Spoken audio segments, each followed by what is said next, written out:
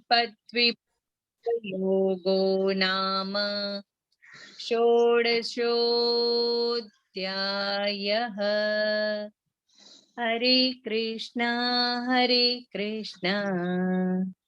कृष्ण कृष्ण हरे हरे, हरे राम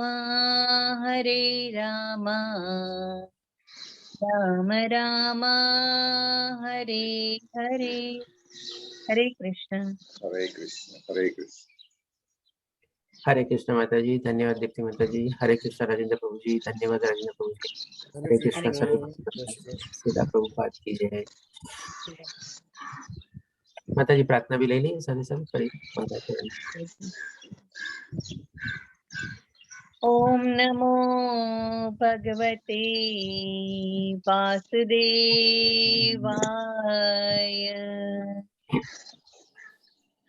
ओम नमो भगवते वासुदेवाय। मंगलाचरण। वंदेहं श्रीगुरु श्रीयुतपदकमलम् श्रीगुरुन् वैष्णवानं च श्रीरूपं साग्रजातं सहगण रघुनाथान्वितं तं सजीवम् साद्वैतं सावधूतं परिजन सहितं कृष्ण चैतन्य देवम् श्रीराधा कृष्ण पादान सहगण ललिता श्री विशाखान्विता च। नमो विष्णुपदाय कृष्ण पृष्ठाय भूतले श्री वेदांत स्वामी इति नामिने। नमस्ते सरस्वती देवी गौरवाणी प्रचारिणे निर्विशेषा शून्यवादी पाश्चात् देशतारिणे। जय श्री कृष्ण चैतन्य प्रभु नित्यानंद श्री अद्वैत गदाधर श्रीवासादि गौरा भक्तवृंद। हरे कृष्ण कृष्ण कृष्ण हरे हरे राम राम राम हरे हरे। हरे कृष्ण। श्रीला प्रभुपाद जय। सर्वांनी जय श्री कृष्ण। हरे कृष्ण माता जी, धन्यवाद माता जी। हरे कृष्ण सारे भक्तों ने श्रीला प्रभुपाद।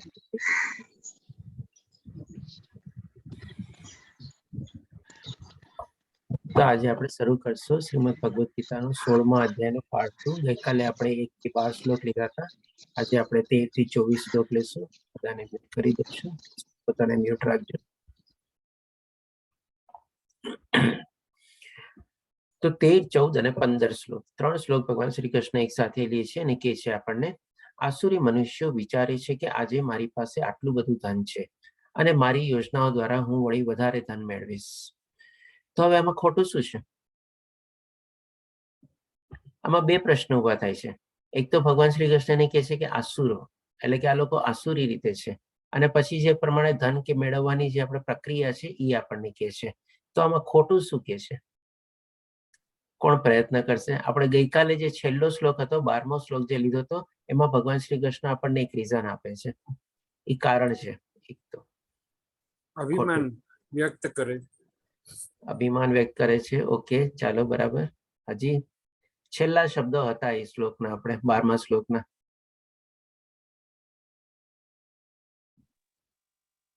અનૈતિક સાધનો દ્વારા ધનનો સંગ્રહ કરે છે. હા જી માતાજી, ધન્યવાદ માતાજી.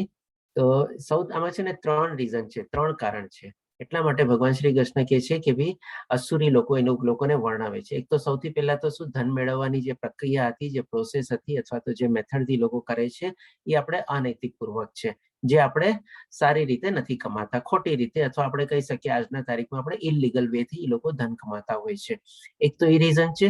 અને બીજા 2 રીઝન જે આપણે મુખ્ય રીઝન જે છે એ પણ ભગવાન શ્રી કૃષ્ણ આપણને આ શ્લોકમાં કહેશે. અને સાથે સાથે આપણે પણ જાણીએ છીએ કે 2 શ્લોક કે 2 રીઝન ક્યાં છે. આપણે તો કોઈ પ્રયત્ન કરી શકશે? આપની સામે જવાબ તો છે જ ઓલરેડી. ક્યાં બીજા 2 રીઝન છે? જવાબ આપણી સામે જ છે. આ શ્લોકમાં ભગવાન શ્રી કૃષ્ણ કહે છે બીજા 2 રીઝન.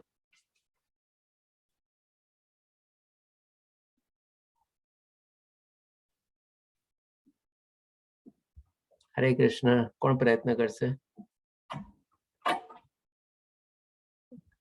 સામે જ છે જવાબ આપણી સામે.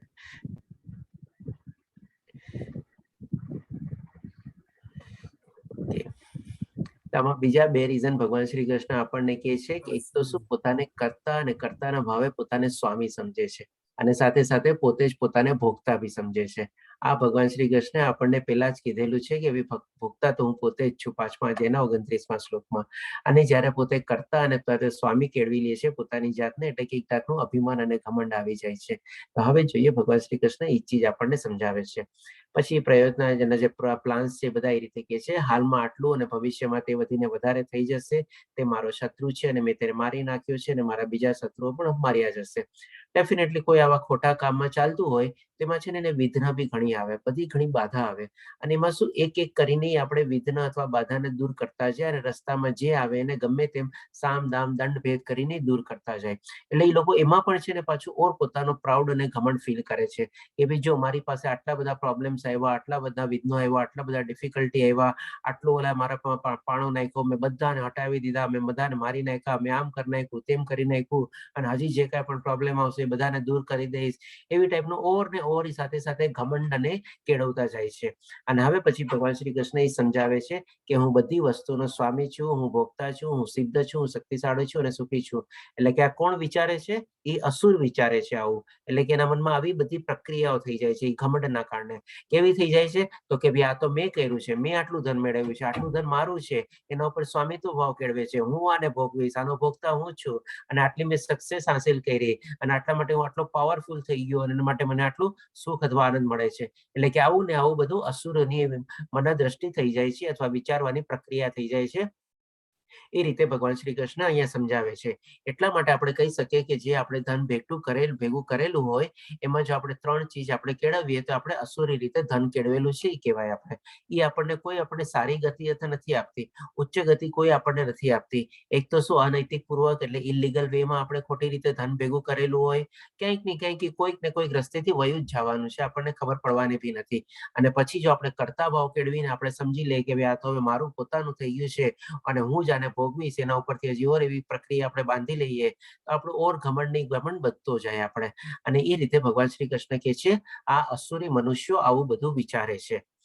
તો ડેફિનેટલી એવી જો વિચાર પ્રક્રિયાથી આપણે કોઈ ધન કેળવેલું હોય અથવા મેળવેલું હોય, અને એવી જો વિચાર પ્રક્રિયા આપણે બાંધી લીધી હોય આપણા મનમાં, તો ડેફિનેટલી આપણે અસુર જ આપણને પોતાની સાથે વર્ણવી શકીએ. પછી હજી કે છે હું સૌથી વધુ ધનવાન છું તથા મારી આજુબાજુ મારા કુળવાન સંબંધીઓ છે. હવે એ શું હજી આગળ વિચારતો હોય છે? કારણ કે આવા બધા માણસોને છે ને આજુબાજુમાં ખુશામતકારીઓ છે ને બધા બહુ હોય, એના ચમચા બધા બહુ હોય આપણે, કે જે આખો દિવસ એની ખુશામતકારી કરતા હોય, આમાં હા મિલાવતા હોય, ચમચાગીરી કરતા હોય, જે બધું હોય. કારણ કે એ લોકોને પણ પોતપોતાનો મતલબ હોય. ત્યારે ઓલો ધનવાન માણસ શું વિચારે છે કે મારી આજુબાજુ જે આ બધા માણસો છે ખુશામતકાર હોય, પોતાના કુટુંબીજનો અથવા એવી રીતે કુળવાન સંબંધીઓ સમજી બેસે છે. કારણ કે બધાને પૈસાનો સંબંધ હોય છે એની સાથે, એટલે કંઈક ને કંઈક એવા બધા સંબંધો એ લોકો બાંધીને બેસી જતા હોય. અને ઓલો ધનવાન સમજે આ જો મારા વોટ્સઅપ કેટલા બધા કોન્ટેક્ટ છે, કેટલા બધા મારા ઓલા ફેન્સ છે, કેટલા બધા ફોલોઅર્સ છે, કેટલા બધા આ છે. એટલે આવી કંઈક ને કંઈક આવી મનગઢત ક્રિયા પ્રમાણે લોકો ચાલતા હોય છે અસુરી લોકો. અને પછી હજી કહે છે કોઈ અન્ય મારા જેવો બળવાન નથી તથા સુખી નથી. એટલે કે ઓર ને ઓર એનો ઘમંડ પોસાતો જાય છે, પોસાતો જાય છે, પોસાતો જાય છે અને પોતાને ઓર બળવાન અને સુખી માનતો જાય છે. કારણ કે જ્યાં સુધી આ બધા ચમચાઓ અને બધા હોય, ખુશામતખોરો હોય, જે એને પાનો ચડાવતા હોય, તો એ પ્રમાણે આ લોકો અસુરી લોકો આવી રીતે રહેતા હોય છે. પછી હવે કહે છે કે હું યજ્ઞો કરીશ, હું દાન આપીશ અને એ રીતે આનંદ પામીશ. હવે અસુરી લોકો પણ છે ને યજ્ઞ અને દાન કરે છે. હવે એ લોકોની પણ કેવી પ્રક્રિયા હોય છે એ આપણે જેમ જાણી ગયા છે. આપણે આવતો અધ્યાય, જે કાલનો અધ્યાય લેશું, 17મો અધ્યાય શ્રદ્ધાત્રય વિભાગીય, જેમાં આપણે યજ્ઞ, તપ અને દાન, જે ભગવાન શ્રી કૃષ્ણ આપણને બહુ સરસ રીતે સમજાવશે કે કેવા કેવા પ્રકારના યજ્ઞ, તપ અને દાન હોય છે. અને અસુરી લોકો, જે લોકો યજ્ઞ, તપ અને દાન કરે છે, એ પણ કેવા પ્રકારનું હોય છે, એની ગતિ કેવી હોય છે, એની મનસ્થિતિ કેવી હોય છે, એ પણ આપણને સરસ રીતે સમજાવશે આગલા અધ્યાયમાં. અને આ પ્રમાણે પછી ભગવાન શ્રી કૃષ્ણ આ પ્રમાણે આવા મનુષ્ય મોહમાં ફસાયેલા હોય છે.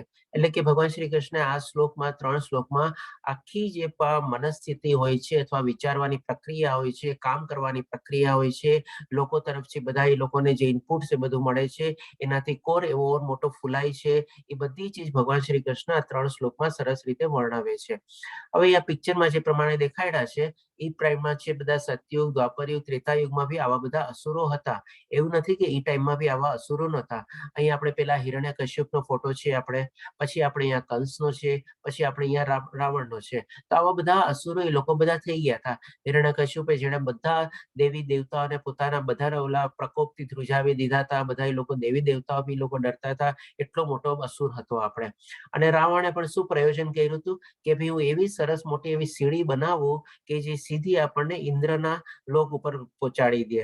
એટલે કે એવી સીડી બનાવવા માંગતો હતો રાવણ. અને એ પ્રમાણે પણ એને પણ ભગવાન શંકરની બહુ મોટી આરાધના કરેલી હતી, તપશ્ચર્યા કરેલી હતી, ઘણા મોટા મોટા વરદાનો મેળવેલા હતા. પણ કેવી ગતિ થઈ બધી આપણે. તો હવે એ જ કેવી ગતિની બધું થાય છે એ ભગવાન શ્રી કૃષ્ણ હવે આપણને આગળના શ્લોકમાં કહેશે. એવી જ રીતે આપણે અહીંયા કંસનો પણ દાખલો છે. ભગવાન શ્રી કૃષ્ણ હવે કહે છે કે આ પ્રમાણે વિવિધ ચિંતાઓથી ઉદ્વિગ્ન થયેલા અને મોહજાળ બંધનમાં ફસાયેલા તેઓ, એટલે કે અસુરો, ઇન્દ્રિય ભોગમાં અત્યંત આસક્ત બને છે તથા નરકમાં પડે છે. એટલે હવે એ લોકોની ગતિ શું થઈ એ ભગવાન શ્રી કૃષ્ણ અહીંયા આપણને કહી દીધું. ગમે તેટલું કરેલું હોય આપણે, ગમે તેટલું આ પ્રમાણે જેને કહે ને સામ, દામ, દંડ, ભેદ બધું વાપરીને એ લોકો ગમે તેટલું વર્ચસ્વ કરવા માંગે, કે ગમે તેટલું બીજા લોકોને ડરાવે, બીજા લોકોને દબાવે, પણ અંતમાં જેની ગતિ છે ને એ આ પ્રમાણે જ છે. તો એ લોકો ડેફિનેટલી નરકમાં જ જાય છે. આ ભગવાન શ્રી કૃષ્ણ આપણને સમજાવે છે. ગમે તેટલા એ લોકો મોહજાળમાં ફસાયેલા હોય, બંધાયેલા હોય, ઇન્દ્રભોગથી કર્યા હોય, ગમે તેટલું ધન ભેગું કર્યું હોય, ગમે તેટલાના ખુશામતખારો હોય, પણ એ લોકોને ક્યાંય અંતકાળે સંતોષ અથવા સુખ મળતો નથી. કારણ કે હંમેશા એ લોકો નરકમાં જ પડે છે. હવે આ ચીજ ભગવાન શ્રી કૃષ્ણજી ઓર સરસ રીતે બી આપણને સમજાવશે આગળના શ્લોકોમાં. એની પહેલા ભગવાન શ્રી કૃષ્ણ એક ચીજ એડિશનલ કહે છે કે પોતાને શ્રેષ્ઠ માનનારા, સદા ઉદ્વેગ રહેતા, ધન સંપત્તિ તથા મિથ્યાભિમાનથી મોહગ્રસ્ત થયેલા લોકો કોઈ વિધિ વિધાનનું પાલન કર્યા વગર કેટલીક વખત નામ માત્ર માટે બહુ ગર્વથી યજ્ઞ કરે છે. એટલે કે પહેલા શ્લોકમાં ભગવાન શ્રી કૃષ્ણે ઓલરેડી કીધું એ લોકો પણ યજ્ઞ અને દાન આપે છે, પણ એની ગતિ એ પ્રમાણે હોતી નથી, સારી હોતી નથી, સારી ભાવનાની બધું નહોતી હોતું. પણ એમાં એક ચીજ આપણે ભગવાન શ્રી કૃષ્ણ ફરીથી અહીંયા એડ બી કરે છે કે ભાઈ આપણા જે શાસ્ત્રો પ્રમાણે જે બધી વિધિ વિધાનો પ્રમાણે યજ્ઞ કરવાની પ્રક્રિયા બધી કીધેલી છે એ લોકો એનાથી કરતા નથી અને પોતાના મન ઘડીથી પ્રમાણે લોકો યજ્ઞની બધું કરે છે. એટલા માટે કહે છે કે કોઈ વિધિ વિધાનનું પાલન કર્યા વગર કેટલીક વખત નામ માત્ર, એટલે ખાલી કરવા ખાતર યજ્ઞ કરવા છે એટલે કરે છે. જે આપણે આગલા અધ્યાયમાં બી જોશું સરસ રીતે કે કેવી ભાવનાથી લોકોનો યજ્ઞ હોય છે. એ પણ શું બીજાને નુકસાન પહોંચાડવા માટે જ આપણે યજ્ઞ કરે છે.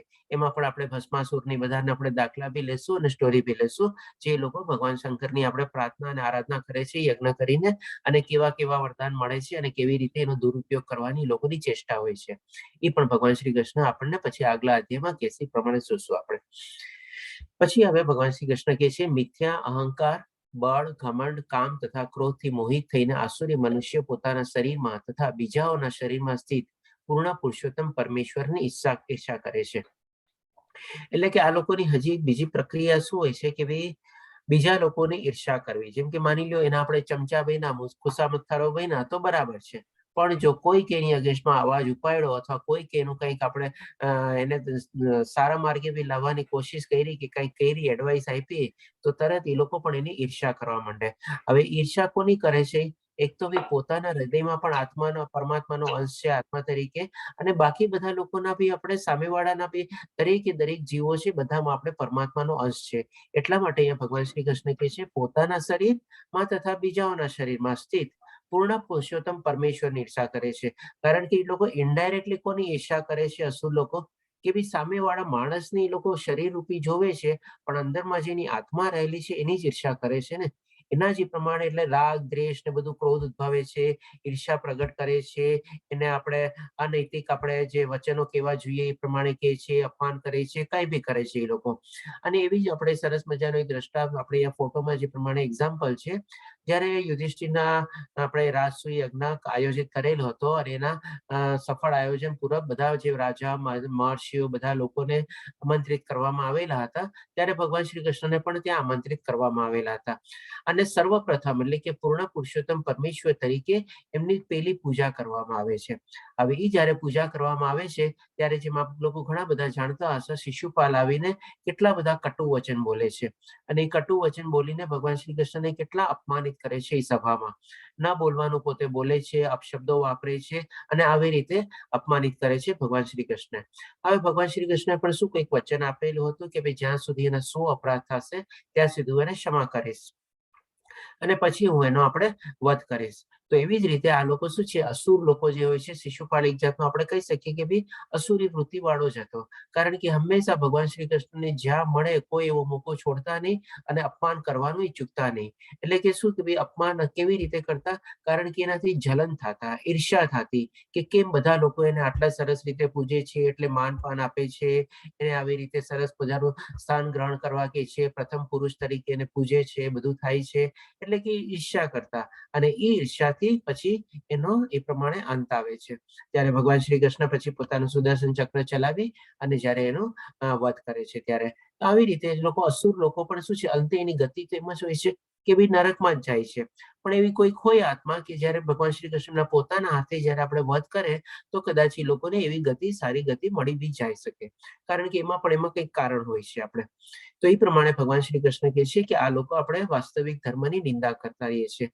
હવે વાસ્તવિક ધર્મ શું હોય છે? તો કે ભાઈ આપણે ભગવાનની આપણે દાસ બનીને રહેવું, એની સેવા કરવી, એ આપણે દરેક આત્માનો વાસ્તવિક ધર્મ છે.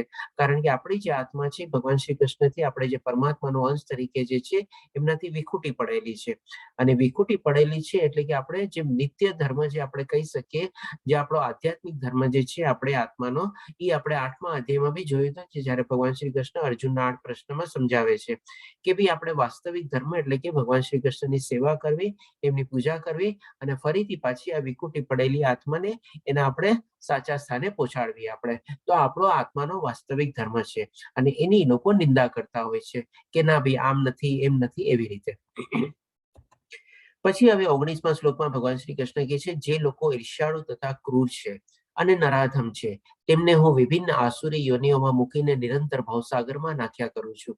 એટલે કે આ જ રીતે જે આપણે આગલા શ્લોકોમાં ભગવાન શ્રી કૃષ્ણએ કીધું કે નરકમાં જાય છે, અને એવી જ રીતે ફરીથી ભગવાન શ્રી કૃષ્ણ એ જ કહે છે કે વિભિન્ન આસુરી યોનિમાં એટલે કે હોઈ શકે નીચલી યોનિમાં, અને આપણે પશુ પ્રાણી કે એ પ્રમાણે કાંઈ પણ એને જન્મ મળી શકે.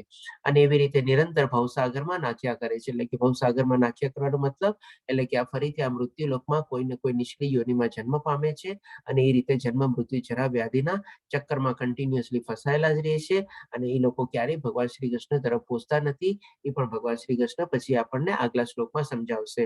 શેના રૂપે? કારણ કે શું એ લોકો કન્ટિન્યુઅસલી આવું ઈર્ષ્યાળુ અને ક્રૂર એટલે કે ક્રૂરતા રીતે વર્તે છે બધાની સાથે, અને બધા પ્રત્યે ઈર્ષ્યા બી કરે છે. તો એ જ ભગવાન શ્રી કૃષ્ણ 20મા શ્લોકમાં કહે છે હે કુંતી પુત્ર, આવા મનુષ્ય આસુરી યોનિમાં વારંવાર જન્મ ગ્રહણ કરીને ક્યારેય મારા સુધી પહોંચી શકતા નથી. કારણ કે કન્ટિન્યુઅસલી નિરંતર ભવસાગરમાં જ ભગવાન શ્રી કૃષ્ણ એ પ્રમાણે નાખ્યા કરે છે, કારણ કે એવા જ કર્મની બધા હોય છે એ લોકો માટે. તો એ પ્રમાણે ભગવાન શ્રી કૃષ્ણ કહે છે, અને પછી કહે છે તેઓ ક્રમશ અત્યંત અધમ જીવનની ગતિ પામે છે. એટલે શું માણસો લોકો નોર્મલી આસ્તે આસ્તે કરીને પ્રગતિ કરે, પણ આ લોકો તો શું આસ્તે આસ્તે કરીને એટલે કર્મશ વળ કરી ભગવાન શ્રી કૃષ્ણ કહે છે અત્યંત અધમ, એટલે કે પોતાને એટલા નીચા પર લઈ જાય છે, એટલા ડિટેરિયોરેટ કરે છે, એટલા ડાઉનગ્રેડ કરે છે કે ભાઈ મનુષ્ય જન્મ તો શું એકદમ નાનામાં નાનો જે આપણે પશુ પ્રાણી પણ એના કરતા પણ નીચેનો જેવો હોય કોઈ એવી આપણે 84 લાખની યોનિમાં, એમાં જઈને એ લોકો અંતે જાય છે. આ રીતે ભગવાન શ્રી કૃષ્ણ કહે છે કે આવા મનુષ્ય અસુરી વારંવાર જન્મ ગ્રહણ કરીને નીચલી યોનિમાં જાતા જાય છે. પછી હવે ભગવાન શ્રી કૃષ્ણ આપણને સમજાવશે. હવે આ ચીજ આપણા માટે બહુ મહત્વની છે. આમાં ભગવાન શ્રી કૃષ્ણ આપણને નરકના 3 દ્વાર કહેશે. પહેલા આગલા શ્લોકોમાં ભગવાન શ્રી કૃષ્ણે કીધું કે એ લોકો નરકમાં જ જાય છે કન્ટિન્યુઅસલી, અને પછી ભગવાન શ્રી કૃષ્ણ એ બી સમજાવ્યું કે નીચલી ગતિઓ જાય છે. હવે ભગવાન શ્રી કૃષ્ણ આજે નરક જે છે એના 3 દ્વાર ક્યાં છે એ આપણને સમજાવશે. આમાં ભગવાન શ્રી કૃષ્ણ 21મા શ્લોકમાં કહે છે આ નરકના 3 દ્વાર છે. ક્યાં 3 દ્વાર? તો કે કામ, ક્રોધ અને લોભ. એટલે કે કામ એટલે કે ઈચ્છા, કંઈક ને કંઈક આપણને મેળવવાની ઈચ્છા હોય અથવા પ્રાપ્ત કરવાની ઈચ્છા હોય આપણે, અને ઈચ્છાના દ્વારા પછી થાય તો ઠીક છે, ન થાય તો પછી ક્રોધ થાય છે, અને જો મારી લ્યો થઈ બી ગયો તો બી પછી એમાંથી આપણને લોભ જન્મે છે. જેમ આપણે પહેલા શ્લોક 13મા શ્લોકમાં જોયું કે ભાઈ આટલું ધન મેળવ્યું છે, મારી હજી આટલી યોજનાઓ છે, આટલા પ્લાન છે, હજી આટલું ધન હું મેળવીશ. એટલે કે એક જાતનો પછી હવે ઇનડાયરેક્ટલી છે ને આસ્તે આસ્તે આસ્તે આસ્તે છે ને લોભનું પરિણામ કેવી રીતે થાય છે કે ઈ શેમાં પરિણમે છે કે ભાઈ કર્તા અને સ્વામિત્વ ભાવમાં આવી જાય છે. જેમ જેમ માની લો મનુષ્ય કાર્યમાં પ્રવૃત્ત, પેલા ઈચ્છા કેળવે પછી માની લો થોડી ઘણી સક્સેસ મળી ગઈ, એટલે થોડી ઘણી સક્સેસ મળીને ઓર આગળ વધે, કંઈક પછી ઓર પ્રાપ્ત કરે. હવે જેમ જેમ પ્રાપ્ત કરે એટલે પછી હવે થોડું થોડું એને પણ ઘમંડ ને બધું આવતું જાય, અને માની લો સારી રીતે બી કરતો હોય ને તો એવું જરૂરી નથી કે ન આવે. આ રીતે સારી રીતે બી કરેલું હોય ને, પણ જ્યાં સુધી ભક્તિ ભાવમાં ન આપણે પ્રવૃત્ત થાય ત્યાં સુધી આ બધી ચીજ એમાં બી ચાલતી જ હોય છે. આપણે સારી રીતે માની લો ધન કમાતો હોય, કમાઈને પછી થોડી ઘણી સક્સેસ હાસિલ કરે એટલે પછી આપણે આજુબાજુ ખુશામત કરીએ, અને બધા ચમચાખોરી તો રાહ જોઈને બેઠા હોય છે, એટલે એના સર્કલમાં આવે, એના સંજોગમાં એના આપણે સાથે આવે, અને એવા કુસંગ આપણે કેળવાય પછી આસ્તે આસ્તે, કારણ કે પછી સંગ નથી હોતા, પછી કુસંગ કેળવાય છે એમાંથી, અને નવી નવી આદતો ને બધું થાય છે. પછી ઓર લોભ થાય છે, કારણ કે બધા ઓર પારો ચડાવે છે. તો આમ કરસ, તારા હાથમાં તો સોનું છે, તારા હાથમાં તો સક્સેસ છે, તો આમ કરીશ, જેમાં નાખીએ હાથ નાખીશ બધું સોનું થઈ જશે. એટલે કરીને પછી ઓર લોભ થાય છે એને.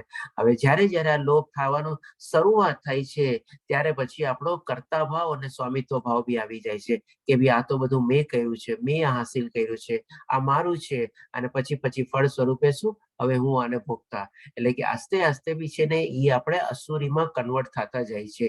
એવું નથી કે અસુરી મનુષ્ય આપણે પહેલેથી જ અસુર હોય છે. આસ્તે આસ્તે આપણે હોઈ શકે કે ભાઈ સારા ગુણમાંથી પણ એ અસુર થઈ શકે છે, કારણ કે ત્રિગુણી માયા એવી છે ને કે સતોગુણ, રજોગુણ, તમોગુણ આપણે જાણી ગયા 14મા અધ્યાયમાં, કન્ટિન્યુઅસલી જે ટગ ઓફ વાર આપણને ચાલતી જ રહેતી હોય છે. આપણને કન્ટિન્યુઅસલી એક ગુણમાં રહેવા માટે એ આપણને પ્રેરિત નથી કરતી, એકબીજાના ઓપોઝિટ આપણને ચાલ્યા જ કરે છે. સતોગુણ આપણે વધારવાની કોશિશ કરતા હોય તો કંઈક ને કંઈક રજોગુણ, તમોગુણ આપણને એના તરફ ખેંચતું જ હોય.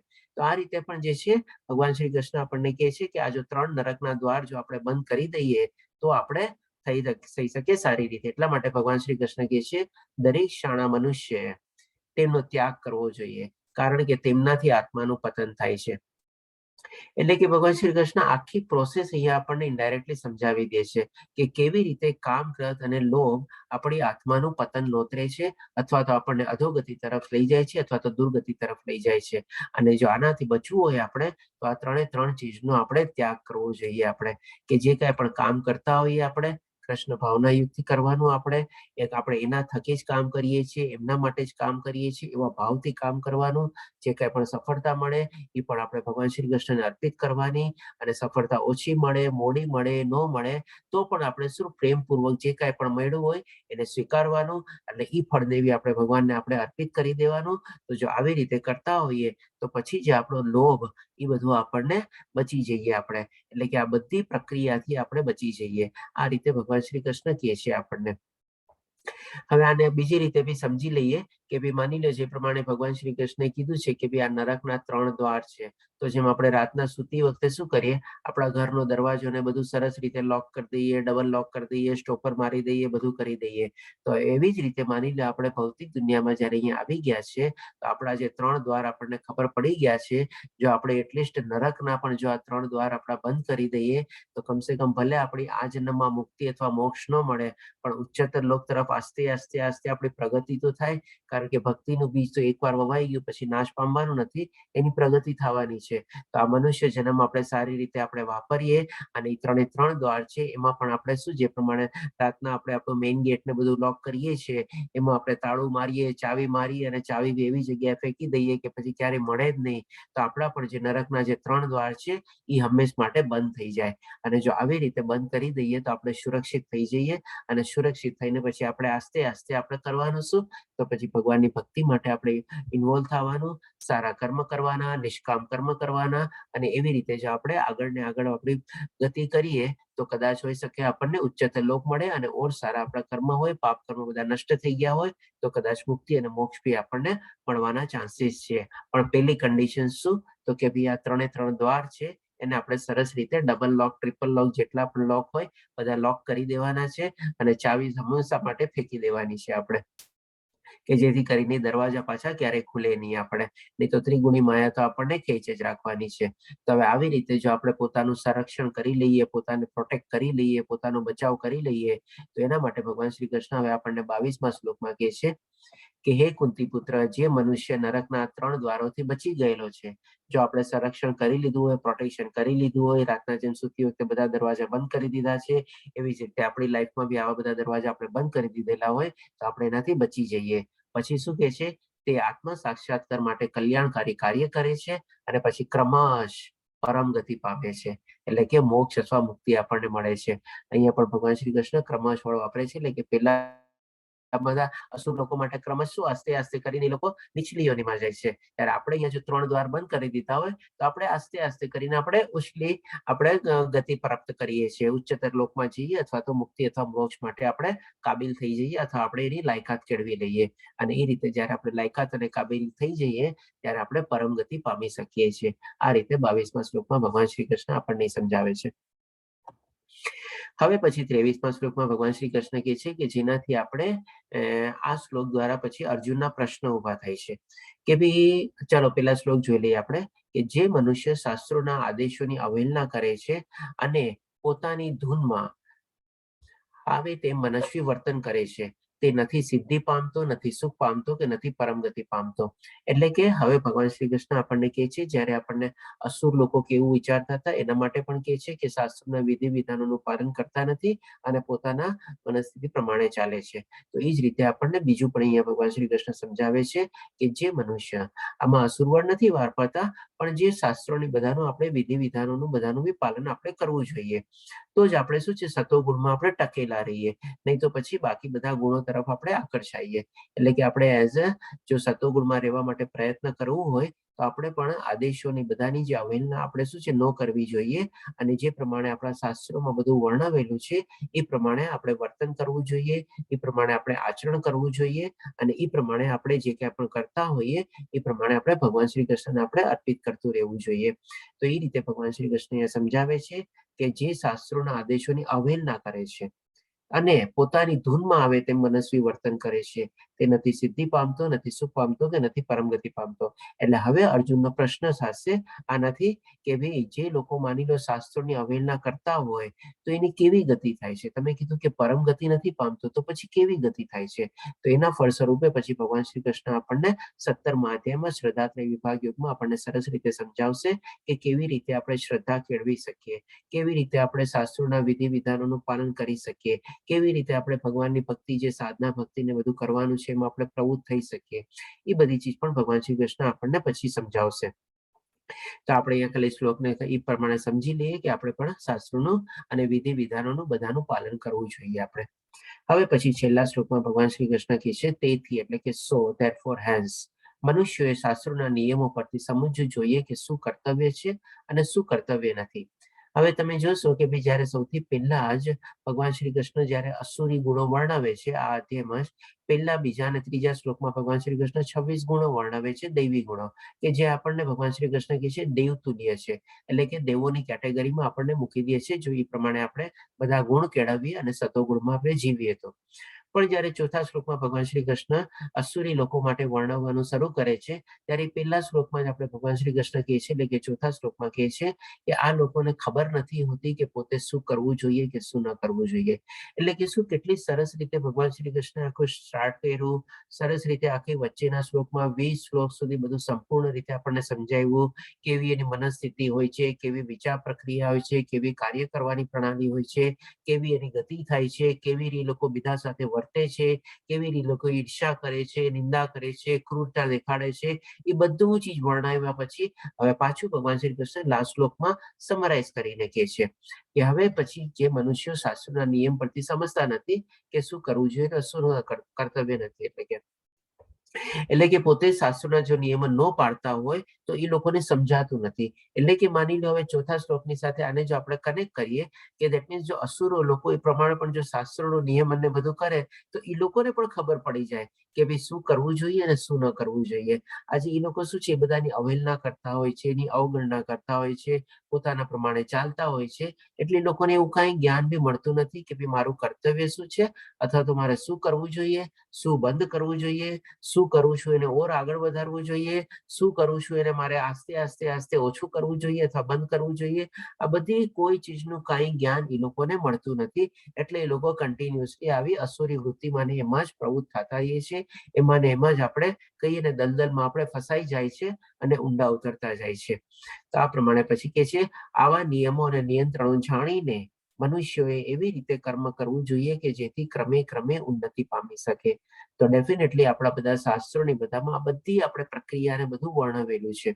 ક્યારેક જો આપણને શાસ્ત્રોને બધું આપણને વાંચવાનો મોકો મળે તો બહુ સારું છે, સમજવાનો મોકો મળે તો બહુ સારું છે, નહીં તો પછી પણ આપણે શું ડેફિનેટલી કોઈક એવા ગુરુના સાનિધ્યમાં રહીને આપણે આસ્તે આસ્તે જ્ઞાન મેળવી શકીએ છીએ અને સમજવાની કોશિશ કરી શકીએ છીએ, અને જે પ્રમાણે આપણને પ્રમાણે જ્ઞાન મળે અને જે પ્રમાણે આપણે સમજીએ એ પ્રમાણે આપણે એના બધાનું પાલન કરવું જોઈએ આપણે શાસ્ત્રોના અથવા નીતિ નિયમોનું, અને એ પ્રમાણે. તો આ રીતે આપણે અહીંયા 24મો શ્લોક પૂરો થાય છે, એટલે કે આ 16મો અધ્યાય પૂરો થાય છે. હવે આમાં થોડીક એડિશનલ સ્લાઇડ્સ છે એ બી આપણે કવર કરી લઈએ, કારણ કે આપણે આ કલયુગમાં શું છે આપણે એ બધી ચીજો બી બહુ સમજવી જરૂરી છે આપણે. તો પહેલા આપણે જોઈએ, હવે આપણે આ જે એડિશનલ સ્લાઇડ્સ છે બધી એ આપણે સમજવાની કોશિશ કરીએ. આમાં શું છે કે ભાઈ આપણે જણાવેલું છે ટેબ્યુલર ફોર્મ બનાવેલું છે કે ભાઈ જે અલગ અલગ આપણે જે 4 યુગ છે, સતયુગ, ત્રેતાયુગ, દ્વાપર યુગ અને કલયુગ, અને એ બધામાં પણ જેમ આપણે એક શ્લોકમાં જોઈ ગયા કે ત્યારે પણ દેવો અને અસુરો હતા, જેમ આપણે હિરણ્યકશ્યપ, કંસ અને રાવણ બધાના આપણે એક્ઝામ્પલ લીધા. એ લોકો બધા પણ અલગ અલગ આપણે યુગોમાં બધા એવા ટાઈપના અસુરો હતા, અને એ કદાચ હોઈ શકે આજના અસુરો કરતા વધારે સત્તા અને શક્તિ બી ધરાવતા હતા, કારણ કે એ લોકો પાસે એવા બધા વેદ મંત્રોના ઉચ્ચાર અને બધું હતા, અને એવા વરદાન બી લોકોએ પામેલા હતા.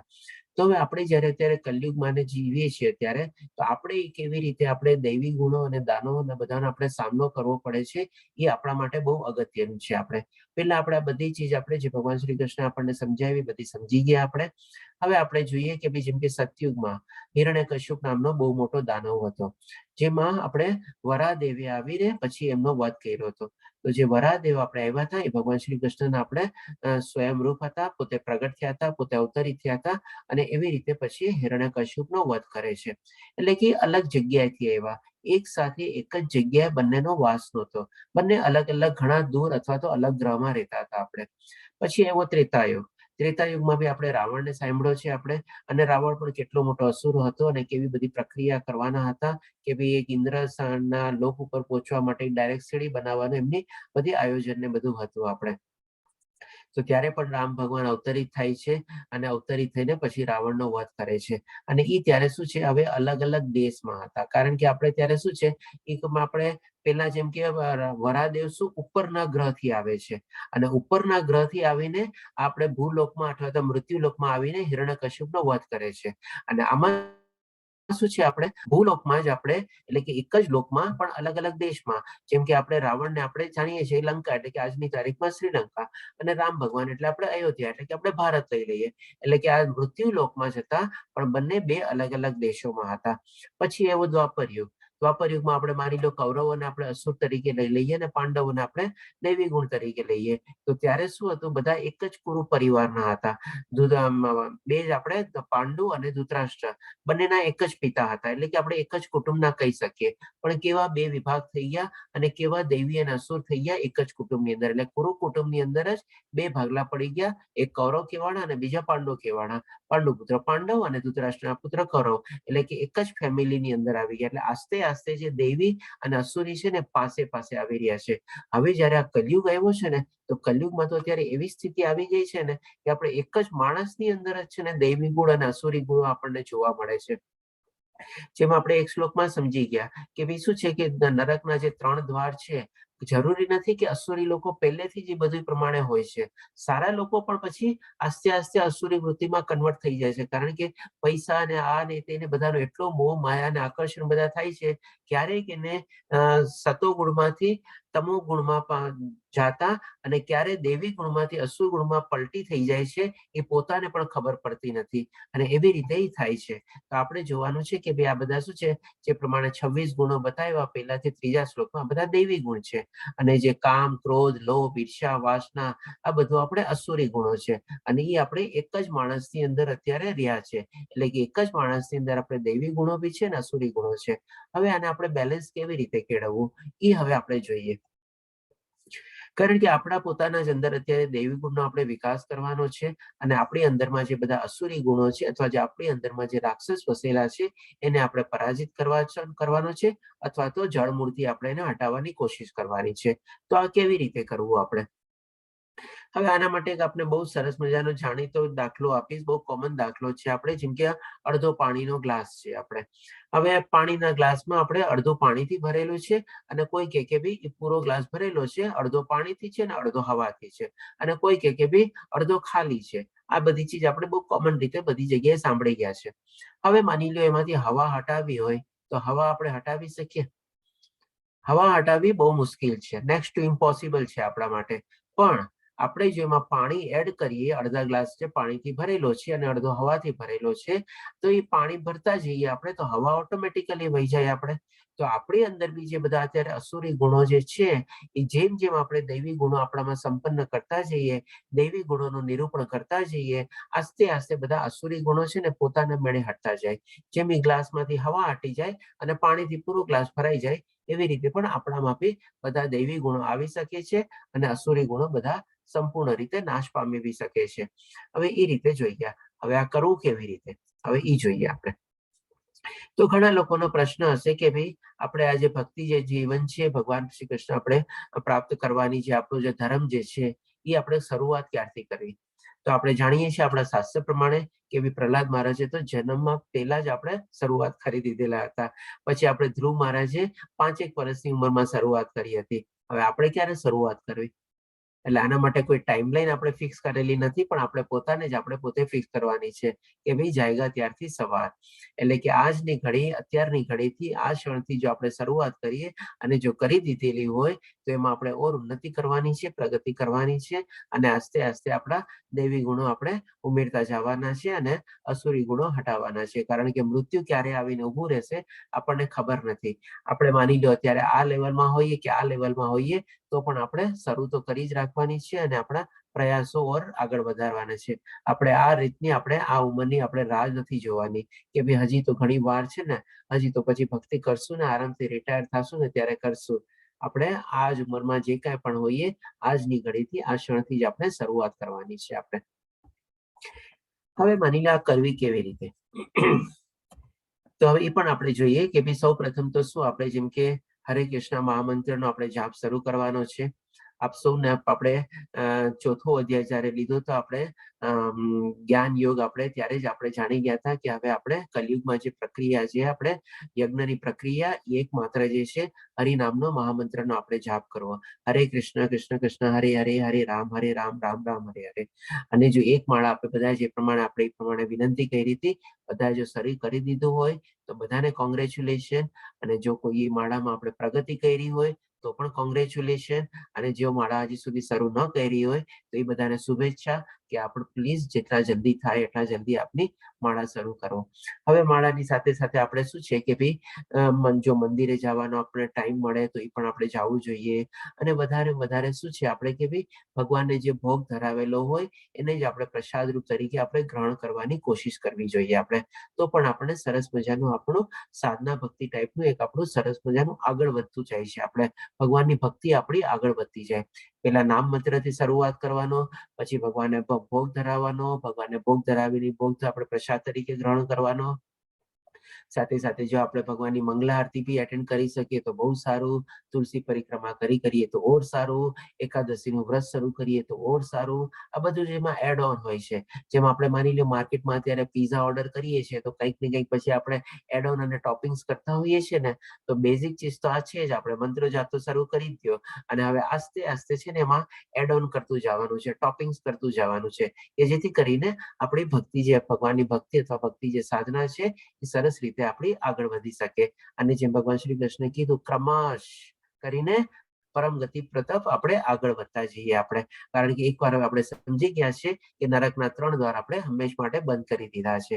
અને એ બંધ કર્યા પછી આપણે આસ્તે આસ્તે આસ્તે આપણી ભગવાનની ભક્તિ પ્રમાણે આપણે આગળ વધીએ અને આપણે પરમ ગતિ પ્રાપ્ત કરવાની કોશિશ કરીએ. આ પણ એક પ્રક્રિયા છે. અને હજી એક બીજી પ્રક્રિયા છે કે ભાઈ આપણે સારા ભક્તનો આપણે સંગ કેળવવો જોઈએ. પછી આપણે જે ખુશામત ખારો કે બધા જે ચમચાગીરી છે એ બધાનો આપણે કુસંગ હવે થઈ ગયો, એને આપણે આસ્તે આસ્તે અળગા કરવા જોઈએ, એનાથી દૂર રહેવું જોઈએ અને આપણે ભક્તોના સંગમાં રહેવું જોઈએ. અને જેવો અધ્યાય આપણે કમ્પ્લીટ થશે, યાત્રા કમ્પ્લીટ થશે, આપણી પાસે બધા પાસે મેસેજ આવી જશે. આપણે સરસ મજાની ઇસ્કોન મંગળુ દ્વારા પણ આપણે એક એડિશનલ ક્લાસીસ તરીકે બધું થાય છે, ભક્તિ પરીક્ષા કરીને ચાલે છે, જે એકદમ ઇન્ફોર્મલ પ્લેટફોર્મ છે. આપ લોકોમાંથી કોઈ કે જેમ કે ગયા શનિવાર ગયા રવિવારે એ ક્લાસ એટેન્ડ બી કર્યા હશે અને આ રવિવારે બી જો મોકો મળે તો એ પણ કરી શકો છો. જસ્ટ ફોર ટ્રાયલ બેસિસ કે એવી રીતે પછી આપ રેગ્યુલરલી અલગ અલગ ટાઈમિંગ પ્રમાણે અલગ અલગ પ્રભુજી લોકો જે બધા ભક્તિ પરીક્ષા ચાલે છે એમાં આપ જોડાઈ શકો છો. તો આપણે એક આપણો સરસ મજાનો આપણો એક સંઘ થશે અને એ પ્રમાણે આપણી ભક્તિ માર્ગમાં જે ક્યાંય પણ આપણને અવરોધ આવતા હોય અથવા તો આપણને કઈ માર્ગદર્શિકા જોતી હોય તો એ આપણમાંથી પર્યાપ્ત રીતે પૂર્ણ રીતે મળી રહેશે. અને એ રીતે આપણે આસ્તે આસ્તે આસ્તે આસ્તે આપણી ભક્તિ યાત્રા જે છે સરસ રીતે આપણે શરૂ કરી શકશું. આપણને આપણા બધા ભક્તોનો આપણો સંગ પણ કેળવાશે આપણે. અને ડેફિનેટલી જો લેવલ 2 માં જોડાવ તો એ પણ આપણે સરસ છે આપણે, કે જેથી કરીને આપણી યાત્રા આગળ વધશે. પછી હવે આપણે શું છે કે ભાઈ આ બધી ચીજ હવે થોડીક સમજી લઈએ આપણે કે આ બધું આપણે સમજી ગયા. હવે માની લે આપણે 3 દ્વાર જે બંધ કરવાના છે એના માટે એક થોડીક મેકેનિઝમ ટાઈપ બી છે આપણે કે ભાઈ કેવી રીતે આપણે એને બંધ કરવા માટે બી દ્વાર કેવી રીતે સરસ રીતે બંધ કરવા, એનાથી દૂર રહેવું, એનાથી અડગું રહેવું, એ આપણે કેવી રીતે આપણી મનમાં અથવા મેન્ટલ અવસ્થા આપણે પોતાની જાતને કેવી રીતે પ્રિપેર કરવી. કારણ કે ઘણી બધી ચીજ એવી છે કે ભાઈ આપણે મેન્ટલી પહેલા પ્રિપેર કરવી પડે છે. જ્યારે મેન્ટલી આપણે પ્રિપેર કરી લઈએ પછી જ આપણે એને આચરણમાં મૂકી શકીએ છીએ. અને કોઈક ચીજ એવી હોય છે કે તરત ને તરત આપણે સીધી આચરણમાં મૂકવાની છે. જેમ કે માની લો આપણે માળા કરવી, માળા શરૂ તો કરી દો, ગમે તે ભાવથી ગમે તે ભલે મન ન લાગતું હોય તો એ આપણે ઇમિડિયેટલી શરૂ કરવાની છે. આપણે પછી જેમ કે મંદિરે જવું, પ્રસાદ લેવો, આ બધી ચીજ આપણે ઇમિડિયેટલી શરૂ કરી શકીએ છીએ. એમાં આપણે ખાલી એક્શન પ્લાન આપણો જરૂરી છે. પણ ઘણી વાત શું છે કોક આપણે મેન્ટલ પ્લાન બી હોય છે. તો મેન્ટલ પ્લાન બી જો આપણે કેળવી લઈએ તો જે પ્રમાણે આપણે શું છે કે નરકના જે 3 દ્વાર છે કામ, ક્રોધ અને લોભ, એનાથી પણ આપણે દૂર રહી શકીએ છીએ. તો એ ચીજ બી આપણે સરસ રીતે આપણે સમજી લઈએ કે ભાઈ માણસ પાસે શું છે નોર્મલી 6 લાયકાતો હોય છે. જેમ ભગવાન શ્રી કૃષ્ણને પણ આપણે 6 ઐશ્વર્ય જાણી ગયા છે, એવી રીતે માણસ પાસે બી આવું કંઈક ને કંઈક થોડા ઘણા માત્રામાં ઐશ્વર્ય રીતે આપણે કહી શકીએ, અથવા લાયકાત અથવા કાબેલિયતની બધી કેળવેલી હોય છે. ક્યારેક માની લો થોડો ઘણો પૈસો ભેગો કરી લીધો હોય, ક્યારેક થોડું ઘણું એજ્યુકેશન મેળવેલું હોય કે ડિગ્રી મેળવેલી હોય, અથવા તો કોઈ કુદરતી રીતે આપણે ઘણી સુંદર હોય આપણે કોઈ, અથવા તો કોઈ શું કે ભાઈ પોતાના શિક્ષણ દ્વારા કોઈક એવો સરસ મજાનો હોદ્દો અથવા સ્ટેટસ મેળવેલું હોય, કોઈક એવી પોઝિશન મેળવેલી હોય આપણે, અથવા તો કોઈ જે પ્રમાણે જે કુદરતી બક્ષિસ તરીકે હોય છે કે ભાઈ ઘણી ઉંમર થઈ જાય તો આપણે યંગ દેખાતા હોય છે, નાના દેખાતા હોય છે, એ પણ એક આપણે સુંદરતાનો પાઠ તરીકે બી આપણે લઈ શકીએ. અને હજી એક બીજી આપણને કુદરતી બક્ષિસ છે કે ભાઈ આપણે શું ઘણીવાર સારા એવા સુખી કુટુંબમાં આપણે જન્મ લીધો હોય આપણે, કે જે આપણે શું બધી રીતે આપણે ભૌતિક દુનિયાના સુખ અને આનંદ બધું આપણે માણવી શકીએ એટલું સરસ મજાનો પરિવાર હોય આપણે, અને સાથે સાથે થોડું ઘણું આપણે ગુણોમાં બી સંપન્ન હોય એવી રીતે. તો આપણે જયારે આપણે 6 ગુણ આપણા પાસે હોય છે, ભલે અપૂરતા જ હોય છે, પૂર્ણ માત્રામાં કોઈ દિવસ નથી હોતા, અને થોડું ઘણું પણ આપણી પાસે આવી જાય છે ને, ત્યારે એક આપણને છે ને બાય ડિફોલ્ટ કહીએ ને આપણે માઇન્ડમાં છે ને ઇજ્જતનો આપણને ઘમંડ અને જે છે ને આપણને અભિમાન આવી જ જાય છે આપણે. તો એ ચીજને છે ને આપણે સૌથી પહેલા છે ને આપણે ભગવાનને આપણે અર્પણ કરી દેવી જોઈએ. એમાં જે કુદરતી રીતે મળેલી છે એમાં તો કોઈ ચીજનો આપણને અધિકાર જ નથી કે આપણે એના માટે આપણે ઘમંડ કરીએ.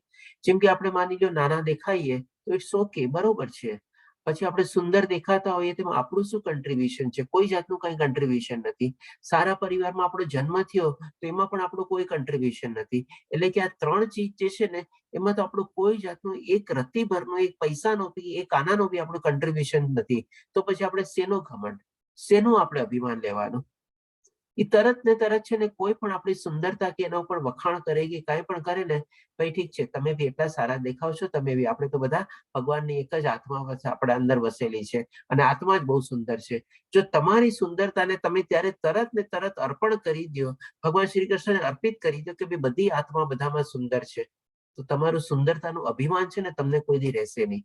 નહીં તો આવી રીતે ઘણી વાર હોય છે કે પોતે જરાક સુંદર દેખાતા હોય, 2-4 લોકો આવીને કહી દે કે તમે તો બહુ ગોરા છો, તમારા ફીચર સારા છે, તમારા આમ છે, તમારા તેમ છે, તરત ને તરત પાનો ચડી ગયો, બસ ઘમંડ આવી ગયો, અથવા અભિમાન આવી ગયું સુંદરતાનું ને બધું. સારો પરિવાર મળ્યો હોય એ ભગવાનની કૃપા છે. આપણે બધા એક જ સરસ રીતે બધા ભગવાનના જ અંશ છીએ, બધામાં પરમાત્માનો અંશ છે. એવી રીતે કંઈક ને કંઈક કહીને આપણે શું છે બધું અર્પિત કરી દેવાનું છે, કે જેથી કરીને આપણને એવો ઘમંડ અથવા અભિમાન ન આવે. અને બાકીની જે 3 ચીજ છે, માની લો આપણે એના માટે શું કરીએ છીએ કે ભાઈ આ મેં કરેલું, મારાથી આવેલું, એટલે કે જેમ ધન મેળવે છે ને અસુરો લોકો, એવી રીતે કે ભાઈ મેં કર્યું, એટલે કર્તા ભાવ અને સ્વામી ભાવ આવે, અને જેવો કર્તા ભાવ અને સ્વામી ભાવ આવે, ઘમંડ અને અભિમાન આવવાના જ છે. પછી ભોગતા ભાવ બી કેળવવાનો જ છે. એટલે કે આ 3 ચીજ પણ શું છે, આપણે જેવું કાંઈ પણ આપણી પાસે થોડું ઘણું થાય ને, આપણે આસ્તે આસ્તે છે ને એને બધું ત્યાગ કરતું રહેવું જોઈએ. કે ભાઈ ઠીક છે, માની લો સારું ઘણું આપણને એજ્યુકેશન મળી ગયું, ડિગ્રી મળી ગયું, તો કોઈને સહાય રૂપ આપણે થઈ શકીએ તો એ આપણે આપવી જોઈએ. કારણ કે એજ્યુકેશન એ પણ શું આપણે હંમેશા બાંટતા રહીએ ને એટલું આપણું વધે, પણ જેવું આપણે પોતે સંઘરીને બેસી જઈએ એ આપણું બંધ થઈ જાય આપણે.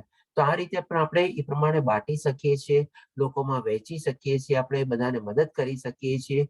આ રીતે માની લો આપણે ભણતા બી હોઈએ તો આપણે જે બીજો આપણો જે કલીગ હોય, થોડો ઘણો પાછળ હોય, એને મદદ કરવાની, સમજાવવાની કોશિશ કરવાની, કહેવાનું ભાઈ ઠીક છે, મારે ત્યાં સાંજના આવી જાજે, આપણે સાથે ભણશું, સાથે સમજશું. એટલે કે પણ બાંટતું રહેવું જોઈએ. આવી રીતે કોઈ જ્ઞાન કે એનું કોઈ આપણે ઘમંડ કે અભિમાન કરવાનો છે કોઈ મતલબ નથી. કારણ કે ભગવાન શ્રી કૃષ્ણ આપણને 15મા અધ્યાયમાં જ કીધેલું છે કે મારાથી જ બુદ્ધિ આવે છે, અને મારાથી જ સ્મૃતિ આવે છે, અને મારાથી જ જ્ઞાન આવે છે.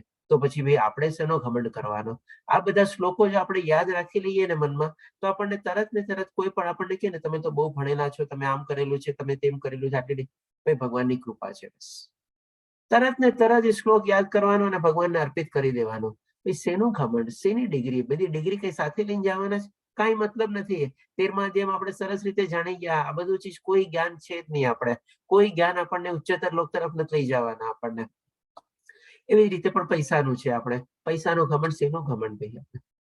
તો આ રીતે આપણે મેન્ટલી આપણે અલગ અલગ ચીજ રીતે આપણને પ્રિપેર કરવી જોઈએ, કે જે આપણી આધ્યાત્મિક જર્નીમાં બહુ મોટી બાધારૂપ હોય છે આપણે. હવે આપણે શું છે કે આપણે આ મનુષ્યને આપણો 4 મેઇન દોષ હોય છે. કે સૌથી પહેલા તો શું કે ભાઈ આપણી ઇન્દ્રિયો જે બધી છે ને અપૂર્ણ છે, પૂર્ણ માત્રામાં આપણી ઇન્દ્રિયો પણ નથી. જે આંખેથી આપણે સંપૂર્ણ રીતે જોવું જોઈએ બધી ચીજ આપણને દેખાતી નથી. આજે સાઉન્ડ બી એવા ઘણા બધા હોય છે કે આપણે નથી સાંભળી શકતા, પણ બીજા કોઈક જીવોની ઈ ઇન્દ્રિયો વધારે પાવરફુલ હોય છે. આપણા કરતા ઓછા ડેસિબલ વાળો સાઉન્ડ બી ઈ લોકો સાંભળી શકતા હોય છે. આપણા ઓછા, જેમ કે આપણે એક જ ઓલામાં અમુક કલરો જોઈ શકીએ છીએ, પણ બાકી બધા કલર આપણે નથી જોઈ શકતા. પણ કોઈક લોકોની આપણા કરતા પણ વધારે પાવરફુલ આંખો હોય છે. એ લોકો બાકી બધા કલર બી બધા જોઈ શકતા. એટલે કે આપણી બધી જે ઇન્દ્રિયો છે એ અપૂર્ણ છે. આપણે કોઈ પૂર્ણ ઇન્દ્રિયો છે નહીં, અથવા બધામાં વધઘટ ચાલ્યા કરે છે. હવે આ અપૂર્ણ ઇન્દ્રિયોના કારણે શું છે, આપણે જે કહેવાય છે ને માણસ માત્ર ભૂલને પાત્ર. એટલે આપણે કંઈક ને કંઈક આપણી ભૂલ કરી જ બેસીએ છીએ આપણે. તો એ હવે ભૂલ કરીએ છીએ અને સાથે સાથે આપણને ખોટો ભ્રમ બી થાય છે. જેમ આપણે 15મો અધ્યાય જયારે પરસોત્તમ યોગ જોયો આપણે, ત્યારે પણ શું છે, આપણને આ જે ભૌતિક દુનિયા જે છે એ એક ટાઈપનો આભાસ છે, એક ટાઈપનો ભ્રમ છે. કારણ કે આ ખોટું છે. આપણે આમાં કોઈ ચીજ કોઈ સાચી છે નહીં. આપણે એટલા જ માટે શું છે, બધાની બે બાજુ હોય છે. આપણે ગમે તે ચીજને લ્યો, એમાં એક બાજુ હોય, બીજી બાજુ બી હોય, આમ હોય તો આમ બી હોય, આવી રીતે આમ થતું હોય તો ઓલી રીતે બી થતું હોય. એક રીતે સંપૂર્ણ નથી. જેમ કે સત્ય એટલે કે સંપૂર્ણ સત્ય એક જ ચીજ છે, એમાં બીજું કાંઈ નથી એમાં. પણ બાકી કોઈ બી ચીજ તમે લઈ લ્યો, આપણા આ દુનિયામાં, ભૌતિક દુનિયામાં બધામાં ડબલ સાઈડ હોય છે, બધામાં બે બાજુ હોય છે. અથવા તો જેમ આપણે કહેવાય છે દરેક સિક્કાની બે બાજુ, એવી રીતે આમાં આપણે ભ્રમિત થતા જ રહીએ છીએ. ક્યારેક આ બાજુ જોઈએ, ક્યારેક ઓલી બાજુ જોઈએ, ક્યારેક આમ ભ્રમિત થઈએ, ક્યારેક ઓલી રીતે ભ્રમિત થઈએ. એટલે કે આવો કંઈક ને કંઈક આપણે ભ્રમ થતો જ રહે છે. અને આ ત્રણ ચીજના કારણે આપણે સમજીએ છીએ કે ભાઈ સામેવાળો પણ તો એવો જ છે ને, સામેવાળો તો પણ મારા જેવો જ છે ને, એની પણ ક્યાં ઇન્દ્રિય પૂર્ણ છે, એ પણ તો ભૂલ કરતો હશે ને, ક્યારેક એને પણ તો આવો ખોટો આભાસ કે ભ્રમ થતો જ હશે ને. એટલે આપણે કહીએ કે ભાઈ હવે આપણી ભક્તિ ચલાવો. એટલે કે સામેવાળાને આપણે ક્યારેક એમ છેતરવા બી મંડીએ છીએ કે ભાઈ ઓટોમેટિકલી થઈ જાય કે ભાઈ મારા જેવો જ છે ને સામેવાળો, ચાલ ને હવે હું પણ એને એવી જ રીતે ઉલટે માર્ગે ચડાવું કે આવી રીતે કરું. એટલે આપણે આપણી બધી વૃત્તિઓ જે છે ને ઓટોમેટિકલી એકબીજાની સાથે લિંકઅપ થઈને આવી રીતે થઈ જાય છે. તો આ ચીજથી આપણે દૂર રહેવું જોઈએ. આપણે પછી હવે લાસ્ટમાં જેમ ડેફિનેટલી આપણે ગૂગલ મહારાજને આપણે શું છે કે ભાઈ એક સાધન તરીકે યુઝ કરવાના છે, એક ઇન્સ્ટ્રુમેન્ટ તરીકે યુઝ કરવાના છે, ટેકનોલોજી તરીકે યુઝ કરવાના છે. નો ડાઉટ એની પણ લિમિટેશન્સ છે જ. આપણે એવું નથી, પણ આપણે શું ત્યારે વધારેના ફાયદા જોઈએ છે, એટલે આપણને લિમિટેશન્સ ઓછી દેખાય છે. પણ બીજી એક સૌથી મોટું ચીજ શું છે કે ભાઈ આપણે ગૂગલને આપણે ભગવાન તરીકે રિપ્લેસ નથી કરવાના, ભગવાન નથી માની લેવાના. હા, ઇન્સ્ટ્રુમેન્ટ છે, ટેકનોલોજી છે, જે કંઈ પણ વાપરો, એનાથી જે ફાયદા થતા હોય મેળવો. પણ એને તમે જો ભગવાન માનીને પૂજવા લાગીએ આપણે, તો એ આપણી સદંતર ભૂલ છે. જે આજના તારીખમાં ઘણા લોકો ગૂગલ મહારાજને જ આ ભગવાન તરીકે માની લે છે. જે હોય બધું ગૂગલ મહારાજ બસ. તો આવો કોઈ આપણે મન કરવું ન જોઈએ. આપણે તો આવી રીતે આપણો અહીંયા 16મો અધ્યાય કમ્પ્લીટ થાય છે. આપણે વાંચાકલ્પતરુભ્યશ્ચ કૃપાસિંધુભ્યશ્ચ પતિતાનાં પાવનેભ્યો વૈષ્ણવેભ્યો નમો નમઃ. હરે કૃષ્ણ કૃષ્ણ કૃષ્ણ હરે હરે, હરે રામ રામ રામ હરે હરે. શ્રીલ પ્રભુપાદ કી જય. જય શ્રી કૃષ્ણ. તો હવે જો કોઈ પ્રશ્ન હોય તો લઈ શકીએ છીએ. આપણે ટાઈમ થઈ ગયું છે.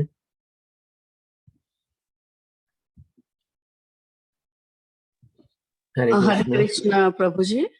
જી જાગૃતિ માં પૂછી શકો છો. નહીં, મને એક પેલા બી ચોથા અધ્યાય વખતે પણ આપણે વાત થઈ હતી ને, આ કળિયુગ, આ દ્વાપર યુગ, ત્રેતા યુગના કાળ ગણતરીની. તો આજે પાછું થયું તો મને થયું કે પૂછી લો કે આપણે કહ્યું કે કળિયુગમાં 4,32,000 વર્ષો કહેવાય ને, તો પછી આપણે ઓમ એમ કહીએ કે કૃષ્ણ ભગવાન ને બધું 5,000 વર્ષો પહેલા થઈ ગયા મહાભારત ને, અને રામ ભગવાનનો જે દ્વાપર યુગ છે એ 7,000 વર્ષો પહેલા થઈ ગયું. તો આ રીતે જે કાળ ગણતરી જે છે ને, કે તો એક થોડુંક કન્ફ્યુઝન આવે છે કે કઈ રીતે ગણવું એમ, કે દ્વાપર યુગ કેટલા વર્ષોનો હોઈ શકે. તો આપણે તો રામ ભગવાન 7,000 વર્ષો પહેલા કહીએ છીએ. માતાજી આમાં કઈ કન્ફ્યુઝન છે. 5,000 વાળું જે આ કૃષ્ણ ભગવાનનું કીધું ને, એ મોરલેસ પરફેક્ટ છે આપણું કેલ્ક્યુલેશન ની. પણ રામ ભગવાન 7,000 વર્ષ પહેલા નથી, આપણે એની ઘણા પહેલા છે. આપણે કારણ કે એવું સાંભળવામાં આવ્યું હોય ને, એટલે મને થયું કે કાળ ગણતરી, અને આજે પણ પાછી એ ટોપિક નીકળ્યો ને કે દ્વાપર યુગ, એટલે મેં તો પૂછી જવું તમને. ના, એમાં ભૂલ છે. આપણે અને જે તમે કેલ્ક્યુલેશન જો સમજવા માંગતા હો તો એ આપણે જયારે ચોથો અધ્યાય લીધો તો એમાં એક સ્લાઇડ હતી, એમાં જે પ્રમાણે આપ કીધું કે ડેફિનેટલી 4,32,000 વર્ષનો કલયુગ છે. હવે એને તમે ડબલ કરી નાખો એટલે થઈ જાય તમારે આપણે દ્વાપર યુગ. એટલે કે દ્વાપર યુગ 8,64,000 વર્ષનો, અને 4,32,000 ત્રણે ગુણો ત્રેતા યુગ આવી ગયો. અને હમ. 4:32 ને તમે 4 ગણો એટલે તમારે 27 થઈ ગયું. હા આવી એટલે રીતે. જ. હા. તો પછી રામ ભગવાન એટલા વર્ષો પહેલા થઈ ગયા ને એટલા વર્ષો પહેલા છે રામ ભગવાન છે ને એકચ્યુઅલી આપણે ત્રેતા યુગમાં હતા તમારે. હા એ જ તેતા પછી દ્વાપર તો કૃષ્ણ ભગવાન નો યુગ પત્યો અને તરત જ કલયુગ ચાલુ થયું હશે એટલે 5000 હા. વર્ષ કહેવાય છે. બસ હા એ જ કેલ્ક્યુલેશન છે કારણ કે ત્યારે જ છે ને એટલે જ શું છે આપણે કૃષ્ણ ભગવાનના પછી બી આપણે જયારે યુધિષ્ઠિર મહારાજે લગભગ જે પ્રમાણે ભાગવતમાં વર્ણેલું છે 36 વર્ષ યાજ કર્યું અને હા એના બરાબર પછી છે. આપણે પરીક્ષિત મહારાજ આવ્યા. હા એટલે કે આપણે અભિમન્યુના પુત્ર હા પરીક્ષિત મહારાજ આવ્યા અને હા પરીક્ષિત મહારાજ પછી પાછા એમના પુત્ર આવ્યા અને પરીક્ષિત મહારાજે ત્યારે આપણે કલિયુગના દર્શન કરેલા હતા અને એ પ્રમાણે પોતે પણ થોડાક એમાં ત્યારે ભ્રમિત થાય છે અને પ્રમાણે પછી મોક્ષ મેળવે છે ભાગવતમની કથા સાંભળીને જે સુખદેવ ગોસ્વામી પાસેથી સાંભળે છે પરીક્ષિત મહારાજ ત્યારે એટલે કે ત્યાર પછી છે ને જસ્ટ ઈ જંક્ચર પોઈન્ટ ઉપર જ આપણે કહી શકીએ કે ત્યારે જસ્ટ કલિયુગની શરૂઆત થઈ હતી આપણે એટલે કે હા એટલે એના પછીના જે જન્મ હતો આપણે પરીક્ષિત મહારાજના પુત્ર હતા એ ત્યારથી પછી આપણે પ્રોપર કલયુગ આપણે કહી શકીએ કે શરૂ થયો આપણે પરીક્ષિત મહારાજ સુધી હજી જસ્ટ એમને અણસાર આવી હતી કારણ કે એમને એક કલીનો આપણે જોયું હતું એક જાનવરને આપણે 3 પગે ઉપાડે ઉભો હતા એવી રીતે અને એને આપણે હિંસા કરતા હતા ત્યારે પણ પરીક્ષિત મહારાજે બહુ મોટો વિરોધ કરેલો હતો કે અને ત્યારે એમણે પોતે જોયેલું હતું કે હવે કલયુગ આવવાનો છે પછી એમના પછીના પુત્ર પછી કલયુગ આવે છે જે પ્રમાણે ભાગવતમાં વર્ણેલું છે. ખાલી રામ ભગવાન નું સમજાતું નતું કે 7000 રામ વર્ષ ભગવાન ગણવા કે કઈ રીતે ના ગણવા. 7000 વર્ષ નથી એમાં કઈ ભૂલ છે એની પહેલા છે ઘણા વખત પહેલા છે. અચ્છા જી જે નીતા માતાજી આપનો હેન્ડ રેઝ છે પૂછી શકો છો. હરે કૃષ્ણ. હરે કૃષ્ણ. મારે એવું પૂછવું હતું કે માતાજી અવાજ બહુ આવે છે સંભળાતું નથી. હેલો. હા માતાજી બોલો. હરે કૃષ્ણ. હરે કૃષ્ણ માતાજી. ભાગવતમના ક્લાસ કરવા હોય તો માતાજી ભાગવતમના ક્લાસ આપણે 7 વાગ્યાથી શરૂ થાય છે આપણે અને સવારે 7 થી 8 ડેઈલી થાય છે સોમથી ગુરુવાર સુધી અને શુક્ર શનિ બ્રેક હોય છે અને તો તમે એમાં જોડાઈ શકો છો. આપણે એની લિંક આપને જોતી હશે તો આપણે મોકલાવી દેશું તો આપણે ગ્રુપમાં પણ છે ફોરવર્ડ કરેલી છે. તેજસ પ્રભુજી આપ જો અમારી સાથે હો તો જરા ભાગવતમ ક્લાસની બી લિંક ફોરવર્ડ કરી દેજો ને ગ્રુપમાં. હા પ્રભુજી ચોક્કસ. એમાં શું કહેવાય હું ઇન્ટરેસ્ટ ચાલુ કરું તો પહેલા અધ્યાયથી શરૂ થયેલું છે કે વચ્ચેથી સાંભળવા મળશે મને? ના માતાજી ભાગવતમ તો છે ને બહુ મોટું છે આપણે 12 સ્કંદ છે અને ટોટલ 18 આપણે બુક્સ છે આપણે અને બધી આપણે ભગવદ ગીતાથી બી વધારે મોટી છે આપણે 18 ચોપડીઓ છે અને લગભગ એમાં તમારે 18,000 શ્લોક આવેલા છે અને આપણે ધર્મેશ પ્રભુજી લે છે તો એ તમે એમાં જોડાઈ શકો છો એમાં લઈ શકો છો. મારા ખ્યાલથી અત્યારે પેલો સ્કંદ જ ચાલતો હશે. જો કોઈ ભાગવતમ આપણા ક્લાસમાંથી આમાંથી કોઈ કરતું હોય તો પોતે બતાવી શકે છે નીતા માતાજીને. કોણ કરે છે આપણે કોઈ છે જે ભાગવતમના ક્લાસ એટેન્ડ કરતા હોય ધર્મેશ પ્રભુજીને? હા પ્રભુજી 14 શ્લોક થયા છે. 14 શ્લોક પૂરા થયા છે પહેલા સ્કંદના અને બસ અત્યારે કન્ટિન્યુએશનમાં જ છે અત્યારે ચાલુ જ છે ક્લાસ એટલા માટે. જી બહુ પ્રભુ. સરસ ધન્યવાદ માતાજી. તો પછી બહુ કઈ માતાજી આપણે મિસ નથી કર્યું 14 શ્લોક થયા છે તો હજી પેલા સ્કંદનો પહેલા અધ્યાયના 14 શ્લોક થયા છે એટલે બહુ કઈ મિસ નથી કર્યું. આપણે જોડાઈ શકો છો. હા તો મને લિંક પાછી ફોરવર્ડ કરજો ને ગ્રુપમાં. હા ઓકે. હા તેજસ પ્રભુજી ગ્રુપમાં ફોરવર્ડ કરી દેશે તો આપ એમાં કન્ટિન્યુઅસ જોડાઈ શકો છો. હા તો પછી જોઈન કરું. હરે કૃષ્ણ. હા માતાજી ગ્રુપમાં ફોરવર્ડ કરી દીધી છે આપ જોઈન કરી શકશો. અત્યારનો ક્લાસ ચાલુ થઈ ગયો છે. રજીસ્ટ્રેશન કરવું જરૂરી છે? ના રજીસ્ટ્રેશન નહીં નથી એમાં તમે આમ જોડાઈ શકો છો. Okay thank you. શૈલેષ પ્રભુજી આપનો હેન્ડ રેઝ છે પૂછી શકો છો. હરે કૃષ્ણ પ્રભુજી. હરે કૃષ્ણ પ્રભુજી.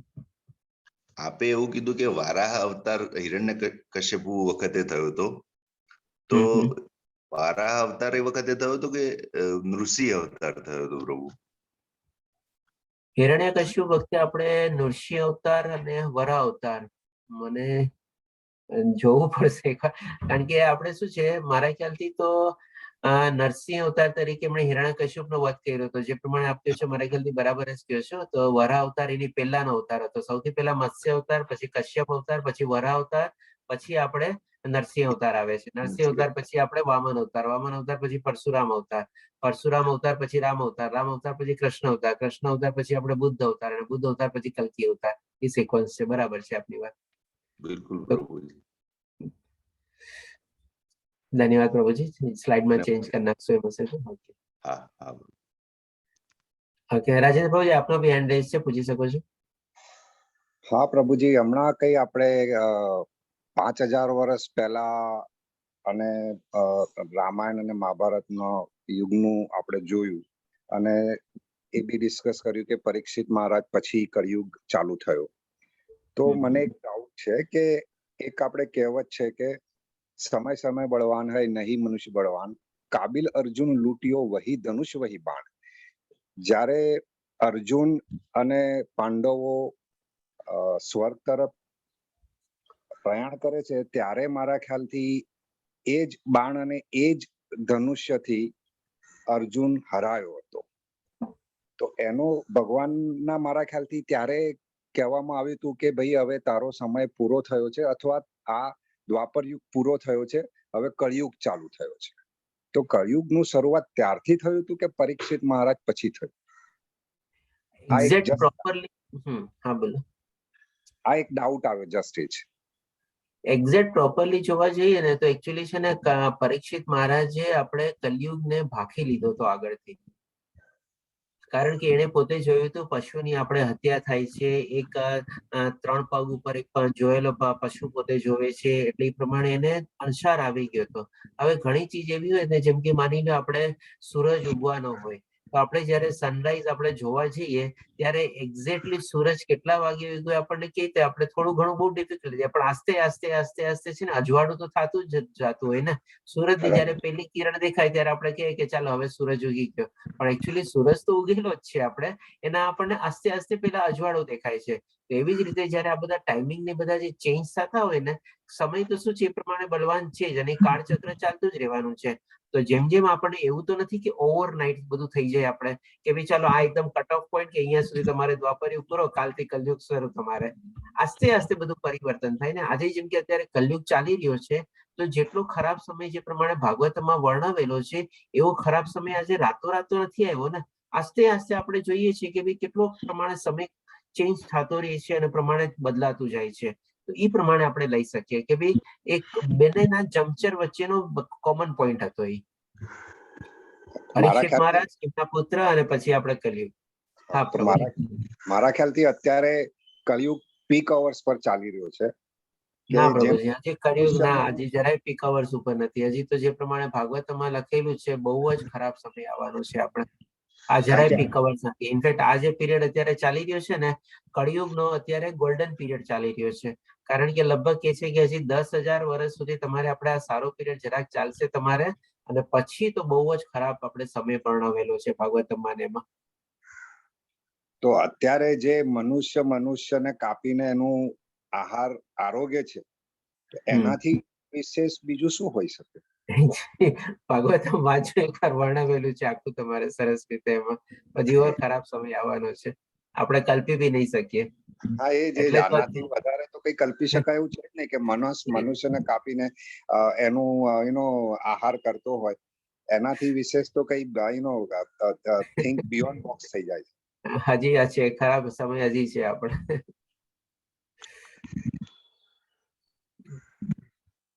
હરે કૃષ્ણ. સારું ડિબેટ થયું. ચાલો ઓકે, ચાલો બીજા કોઈ પ્રશ્ન? તો કાલે આપણે શ્રદ્ધાત્રય વિભાગ શરૂ કરશું. 17મો અધ્યાયનો પહેલો ભાગ, આપણે પહેલો પાર્ટ લઈશું પેલા. હરે કૃષ્ણ. હરે કૃષ્ણ. જય શ્રી કૃષ્ણ. હરે કૃષ્ણ. હરે કૃષ્ણ.